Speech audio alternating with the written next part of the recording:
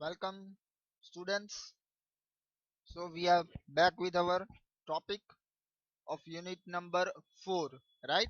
Unit number 4 के जो हमारे टॉपिक हैं, जो लास्ट हमने टॉपिक्स देखे थे of unit number 4, that was polymorphism, this pointer, pointer to derive class, right? उसमें से दिस पॉइंटर और पॉइंटर टू डिराइव क्लास का प्रैक्टिकल प्रोग्राम्स भी हमने देख लिए हैं।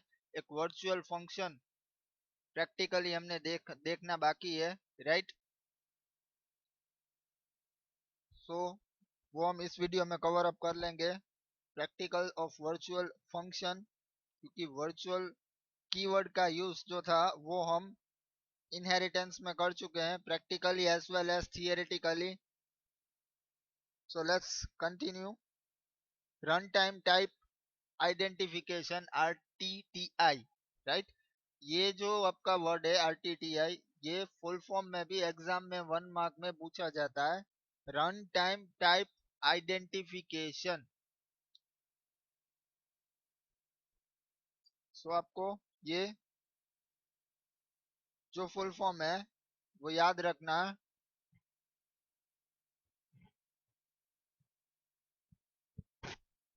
You can see the theory on screen.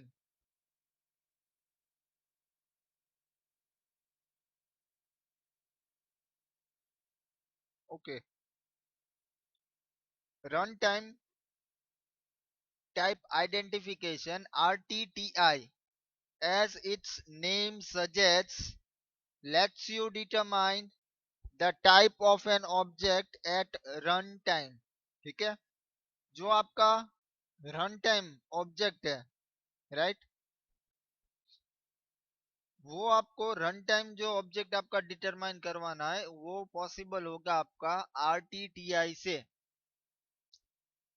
RTTI also allows you to check whether an object is of a particular type or whether two objects are of same type।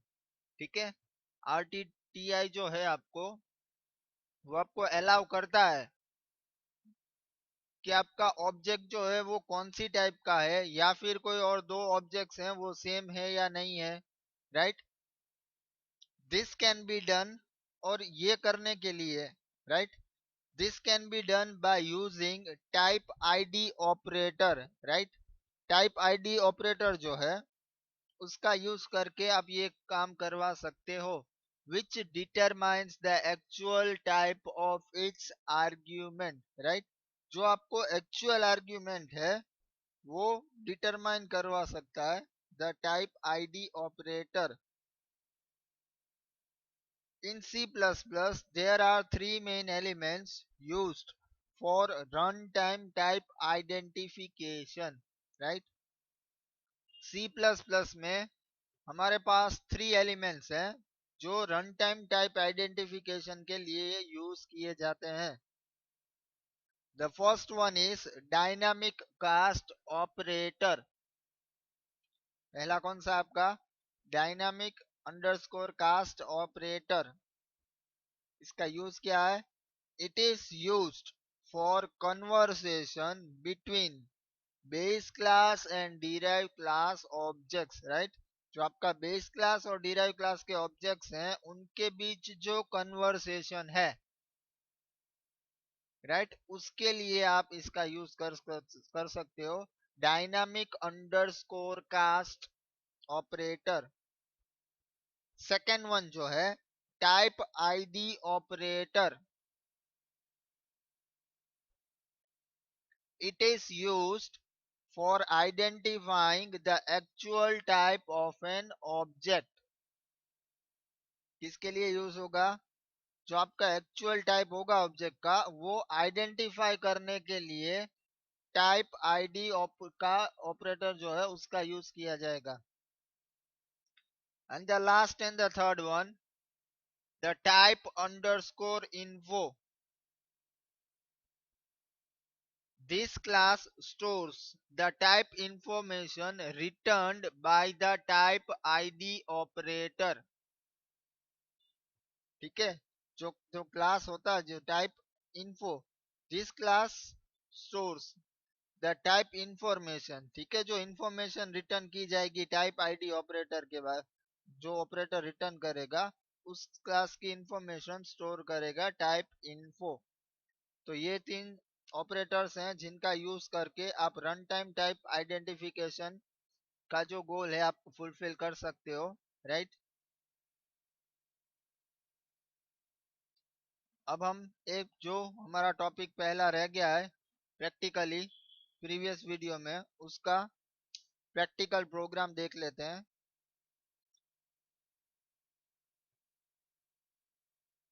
फिर हम आगे का topics continue करेंगे।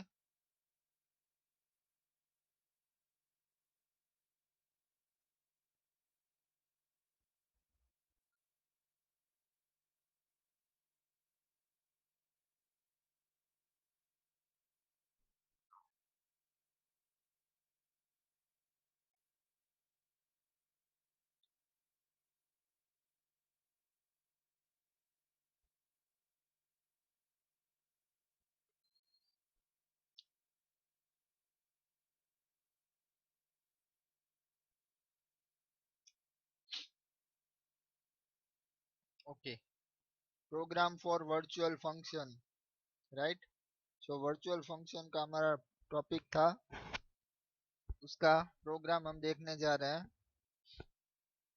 आई have already typed it, so no time is wasted, so our time is not wasted. Okay, so first of all iostream.h and conio.h हमने दोनों header files ले ली है हमारी।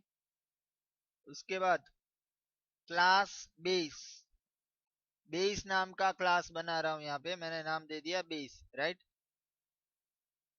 Nothing declared in private section, right. Private section में मैंने कुछ declaration नहीं किया, पब्लिकली यहाँ पे डिक्लेयर कर रहा हूँ। हमारा जो मेंबर फंक्शन है वॉइड डिस्प्ले, मैसेज दे दिया उसमें display place. Then after show नाम का जो हमारा फंक्शन है मेंबर फंक्शन, उसको मैं वर्चुअल बना रहा हूँ। उसके लिए मुझे यहाँ पे आगे कीवर्ड ऐड करना होगा, वर्चुअल, वर्चुअल वॉइड शो।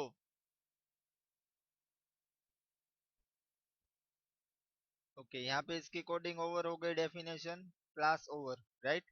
तो ये हमारा बेस क्लास हो गया जिसमें हमने दो मेंबर फंक्शन दे दिए, एक हमारा रेगुलर मेंबर फंक्शन है और एक वर्चुअल फंक्शन है, राइट। सो है वो हमारा वर्चुअल फंक्शन है। Let's go down, class derived,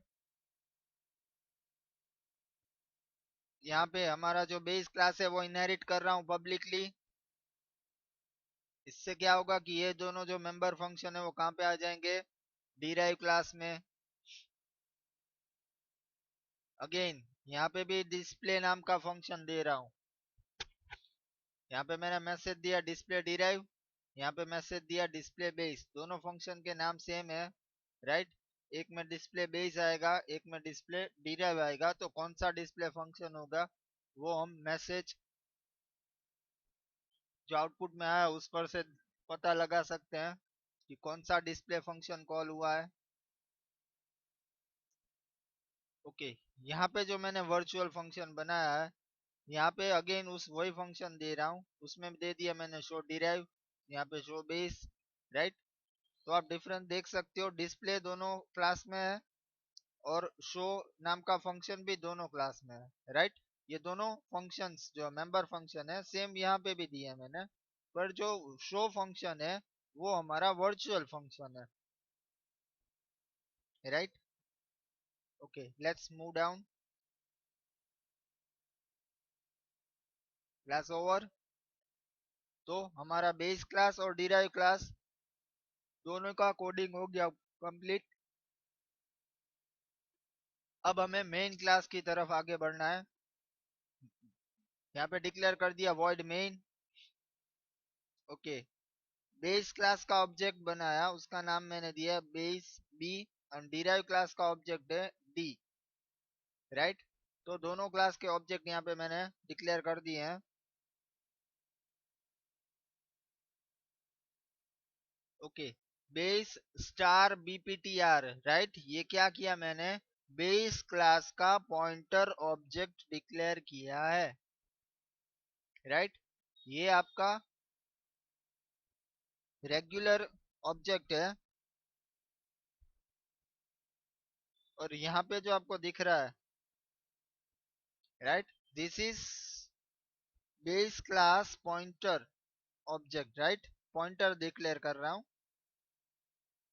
clear screen.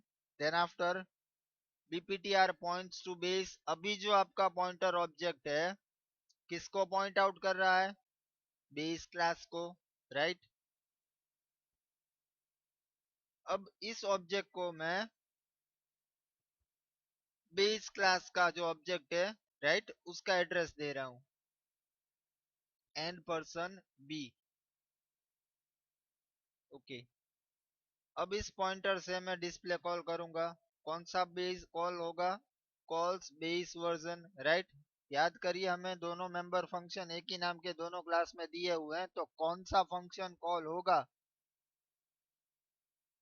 वो हमें देखना है। अभी जो आपका बेस पॉइंटर है, राइट, वो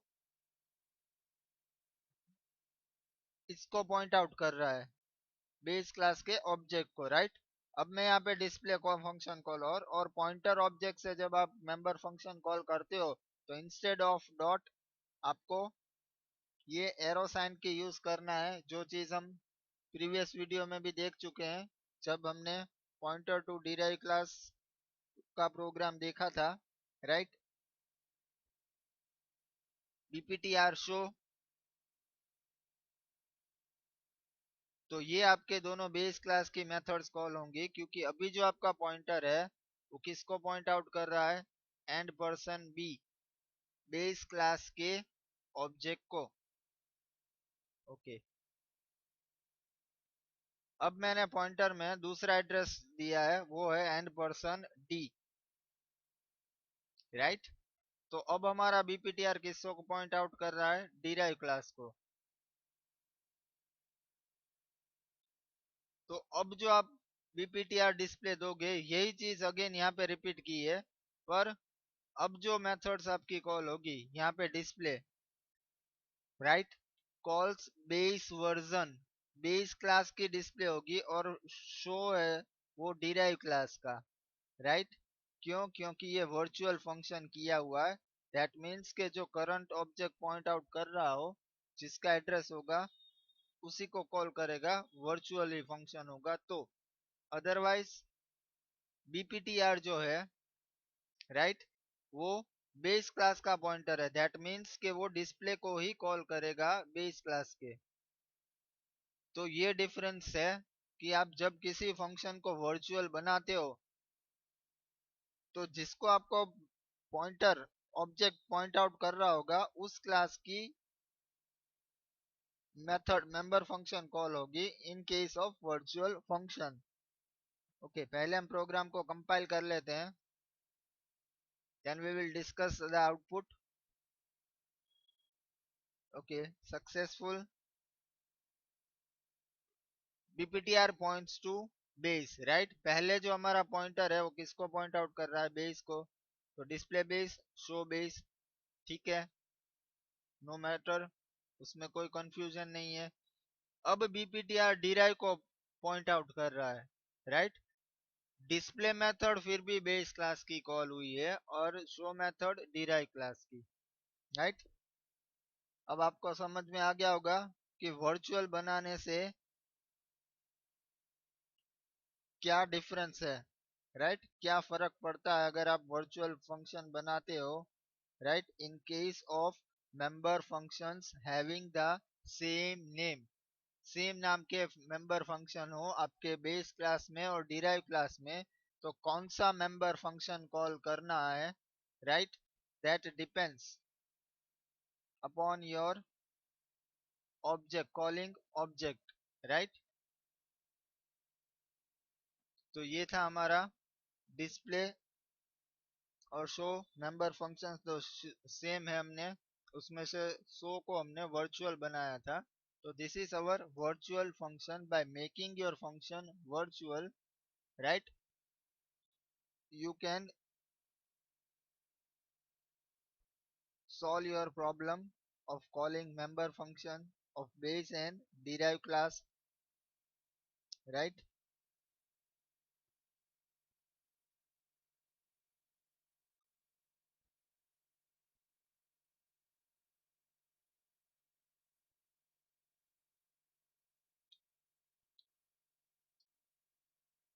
ओके, नेक्स्ट टॉपिक हमारा console input output operation. Introduction. In computer, each and every program that we develop will take some data as input output and generate process data as output, right? अगर हम computer system में देखें, अगर कोई भी programme आप develop करोगे तो उसमें क्या होता है कि आप कुछ डेटा इनपुट करवाओगे, उसकी प्रोसेस होगी और फिर आउटपुट जनरेट की जाएगी, right? In short it will process input output process and output cycle, right? इस साइकिल को फॉलो करेगा। आप कुछ इनपुट करवाओगे, वो फिर प्रोसेस होगा और उसका फिर आउटपुट जनरेट होगा। So this is the basic cycle, right? आप कुछ इनपुट करवाते हो, उसकी प्रोसेस करवाते हो और फिर उसका आउटपुट जनरेट करते हो। It is important to programmer to know how the data will be inputted and how language gives the output। ठीक है, प्रोग्रामर को पता होना चाहिए कि कैसे डेटा इनपुट होगा और कैसे जो लैंग्वेज यूज कर रहा है कैसे उसकी आउटपुट जनरेट होने वाली है, राइट? ये चीज प्रोग्रामर को पता होनी चाहिए। In C++, we have used cout and cin for output and input respectively, right? इस चीज cout और cin का यूज हम C++ के प्रोग्राम्स में, अभी तक हमने बहुत सारे प्रोग्राम्स किए हैं, हम ऑलरेडी कर चुके हैं। जो cout and cin है, printf scanf का जैसे जो वर्क करता है, जो C में हम यूज करते हैं printf scanf, same work C++ में cout and cin से किया जाता है। cout जो है वो printf की तरह वर्क करेगा, cin जो है वो scanf की तरह वर्क करेगा, right? Okay. C++ supports various functions and operator to control the output, ठीक है? C++ जो है वो बहुत सारे फंक्शन सपोर्ट करता है और ऑपरेटर्स, जिससे कि आप अपनी आउटपुट कंट्रोल कर सको। With these operators and function we can get our desired output। हमें जिस तरीके से आउटपुट चाहिए उसके लिए हम ये जो अलग अलग ऑपरेटर्स एंड फंक्शंस हैं इनका यूज कर सकते हैं, ताकि हमें हमारी रिक्वायरमेंट हमारी चॉइस के हिसाब से आउटपुट मिले। उसके लिए हमें क्या क्या यूज करना है, कैसे होगा, वो हम प्रैक्टिकली आगे देखेंगे programs. But C plus plus हमें बहुत सारी फैसिलिटीज प्रोवाइड करता है of operators and functions to get our desired output, ताकि हमें अपना डिजायर्ड आउटपुट मिले of our choice. For this purpose C++ use the concept of stream and stream classes। उसके लिए C++ जो है stream और stream classes का यूज करता है, so that we can format our output। Okay, now C++ streams। क्या है C++ streams? A stream is a sequence of bytes, ठीक है? stream क्या है? जो sequence of bytes आप देखते हो उसको आप stream कह सकते हो। This act as an source when we are inputting the data, and it becomes the destination when the process to data has been output, right? ये जो है एक एक्ट करेगा एज अ सोर्स। क्या? स्ट्रीम। जब हम कुछ इनपुट करवाते हैं तो वो एज अ सोर्स बिहेव करेगा, और जब हम डेस्टिनेशन मीन्स जब हम प्रोसेस कर देते हैं डेटा और आउटपुट देते हैं तो उसके लिए वो आउटपुट का वर्क करेगा एज अ स्ट्रीम। तो आपके पास source stream and destination stream दोनों आपके पास रहेगी। द सोर्स स्ट्रीम मीन्स जो हम इनपुट करवाते हैं that provides the data to the program is called as input stream, right? जो प्रोग्राम को इनपुट प्रोवाइड करेगी उसको हम क्या कह सकते हैं, input stream. And the destination stream that reverse the data from the program is called as output stream, right? Input stream क्या है और आउटपुट स्ट्रीम क्या है, समझ में आ गया आपको। जो आपका सोर्स स्ट्रीम होगा मीन्स जो हम इनपुट प्रोवाइड करेंगे, डेटा प्रोवाइड करेंगे प्रोग्राम को, वो कहा जाएगा इनपुट स्ट्रीम। और जो आउटपुट हम देखेंगे मीन्स जो प्रोग्राम हमें आउटपुट स्क्रीन पे दिखाएगा उसको कहा जाएगा output stream.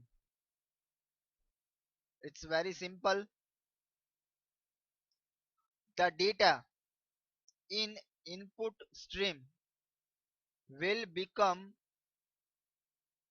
from the keyboard or any other input device similarly, right? जो आपका डेटा है इनपुट स्ट्रीम वो इधर कीबोर्ड से आएगा या फिर किसी भी इनपुट डिवाइस से आएगा, राइट? तो वो आएगा इनपुट स्ट्रीम में। सिमिलरली जो data in the output stream, तो आउटपुट स्ट्रीम में डेटा कहाँ से आएगा, will be transferred to the stream और any other output device, right? वो जो है वो किसी भी आउटपुट स्ट्रीम या फिर आउटपुट डिवाइस पे जो ट्रांसफर होगा that will be your output stream.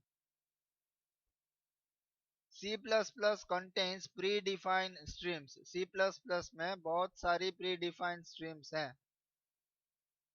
that are automatically open when the programmer begins its execution।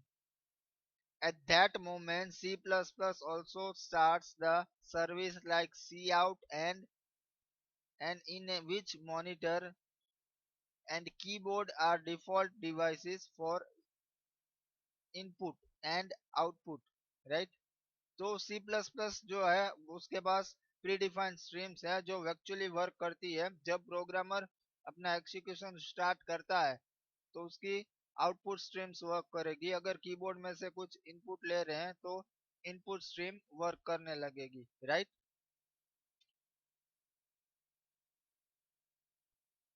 यहाँ पे आपको फिगर दिया है C++ stream classes.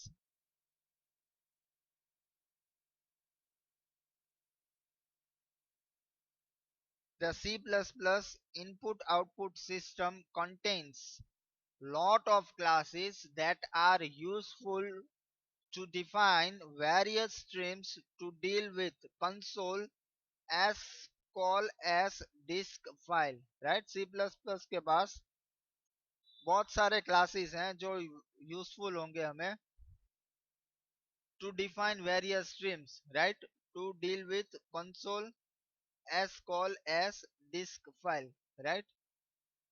The group of class are called as stream classes। जो अलग अलग classes हैं उसका group जो है उसको हम क्या कहेंगे, stream classes। And these classes are given in iostream.h,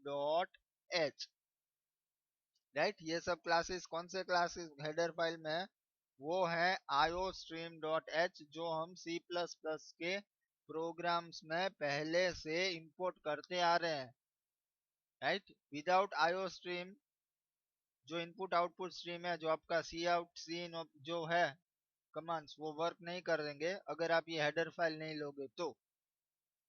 okay, header file iostream.h which must be included in our program to communicate with console, right? आपको इनपुट आउटपुट की जो प्रोसेस करवानी है उसके लिए ये एक हेडर फाइल है जो आपको इंपोर्ट करवानी पड़ेगी। Now let's see the figure. Input output streams, उसमें से I stream, O stream means ये इनपुट स्ट्रीम है, ये आउटपुट स्ट्रीम है और ये स्ट्रीम बफर है, राइट? ये तीनों इसमें से हमें मिलेंगे आयो स्ट्रीम्स में से, और ये सब आएंगे यहाँ पे इनपुट आउटपुट स्ट्रीम में, राइट। तो ये क्लासेस हैं अलग अलग, आपको किस तरीके का वर्क करना है उस तरीके से आपको इन क्लासेस का यूज करना है, right. In above figure input output class is the base class, right. ये जो आपका क्लास है इनपुट आउटपुट एस स्ट्रीम, वो आपका बेस क्लास है for input stream and output stream, right. ये जो है आपका बेस क्लास है इनपुट स्ट्रीम और आउटपुट स्ट्रीम के लिए, as well as buffer stream, right. तो इनपुट स्ट्रीम, आउटपुट स्ट्रीम और बफर स्ट्रीम के लिए बेस क्लास कौन सा है, IO stream, right? This is the base class for these three classes: I stream, stream buffer, O stream, right? ये इनका base class है. I stream and O stream are one base class of O stream. जो I stream and O stream है are one base class of I stream, IO stream, right? ये जो है I stream और O stream ये दोनों base class है for this IO stream. The IO class gives support for formatted or unformatted output, right? ये जो आपका क्लास है ये आपको सपोर्ट प्रोवाइड करता है फॉर योर फॉर्मेटेड और अनफॉर्मेटेड आउटपुट।